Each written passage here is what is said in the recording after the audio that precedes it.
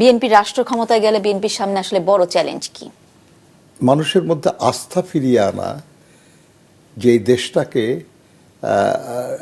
উন্নয়নের পথে, সমৃদ্ধির পথে এগিয়ে নেওয়া সম্ভব, এদেশের বেকারত্ব দূর করা সম্ভব, এদেশের কৃষিজীবী মানুষ তারা তাদের উৎপাদিত পণ্যের ন্যায্য মূল্য পেতে পারবেন সম্ভব। আমরা ফার্মার্স কার্ডের কথা বলেছি। এদেশের শ্রমজীবী মানুষ তার ন্যায্য প্রাপ্য সেটা পেতে পারবেন। আমরা তো চেষ্টা করবো ইনশাল্লাহ যে এই বিগত সরকার আমলে যে এত কলকারখানা বন্ধ হয়ে গেছে, এই কলকারখানাগুলিকে পুনরায় আবার কার্যকর করা, কিংবা যেটা শহীদ জিয়া করেছেন, জিয়া করেছেন, আমাদের চেষ্টা করতে হবে সেটাও। আমাদের নারীর উপর সহিংসতা বন্ধ করতে হবে, কারণ এটা অসভ্যতা। একটা দেশকে সভ্য দেশ বলা যায় না যদি সেখানে নারীরা নিরাপদ না থাকে। অতএব আমরা বিশ্বের মানচিত্রে একটা সভ্য জাতি হিসেবে বেঁচে থাকতে চাই বলে আমাদের সর্বাত্মক চেষ্টা থাকবে যাতে আমাদের মা বোনরা নিরাপদ থাকে, নিশ্চিন্তে থাকে। আমরা আমাদের তরুণ প্রজন্মের জন্য নতুন আশা এবং নতুন সম্ভাবনার দ্বার উন্মোচন করতে চাই, সুযোগ সৃষ্টি করতে চাই। আপনি দেখবেন আমাদের নির্বাচনের ব্যাপারে যে আমরা 31 দফা বলেছিলাম, সেখানে শিক্ষা ব্যবস্থা পরিবর্তনে আমাদের খুব স্পষ্ট দুটা বক্তব্য আছে। একটা হলো আমরা বেসিক্যালি নিড বেসড এডুকেশনের জন্য আমরা কাজ করব। আমাদের দেশে প্রতি বছর লক্ষ লক্ষ গ্র্যাজুয়েট হচ্ছে, মাস্টার্স হচ্ছে, ইন্টারমিডিয়েট পাস হয়ে বের হচ্ছে, কিন্তু তারা বেকার, কাজ পায় না। আমাদের শিক্ষিত বেকার অনেক বেশি। তো এর চেয়ে যদি তাদেরকে এমন কোনো কিছুতে শিক্ষিত করা যেত যেটা কর্মসংস্থানের সুযোগ আছে। আমাদের দেশে মুশকিল কি জানেন, যে আমাদের বেকার অনেক কিন্তু কর্মক্ষম লোক নাই।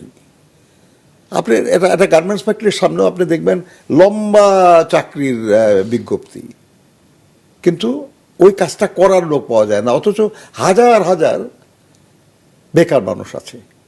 তো এখন যদি আমরা তাদেরকে যদি ওই কর্ম উপযোগী শিক্ষাটা দিতে পারি, অর্থাৎ নিড বেসড এডুকেশন, যে এডুকেশন আমাদের প্রয়োজন মেটানোর জন্য প্রয়োজন, তাহলে কিন্তু আমাদের আর বেকার থাকবে না।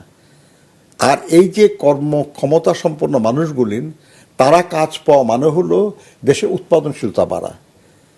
খালি বেকারত্ব দূর না, দেশের কল্যাণ হওয়া, উৎপাদন বাড়া।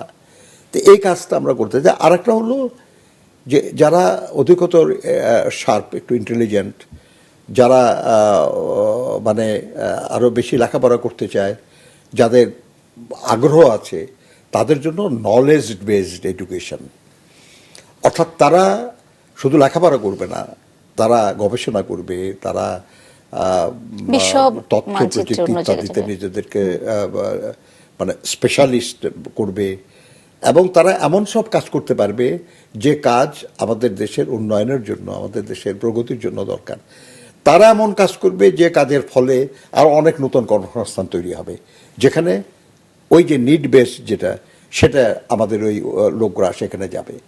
তো এই কাজগুলি যদি আমরা করতে পারি, এবং শান্তি শৃঙ্খলা খুব গুরুত্বপূর্ণ ব্যাপার আর কি, যে মানুষের যদি উপার্জন থাকে, মানুষ যদি শিক্ষিত হয়, মানুষ সব হলো, কিন্তু শান্তিতে ঘুমাতে পারে না, নিরাপদ বোধ করে না, তাহলে এর কোনো কিছুই কোনো কাজে লাগবে না। সেই জন্য আমাদের শান্তি শৃঙ্খলা নিশ্চিত করতে হবে।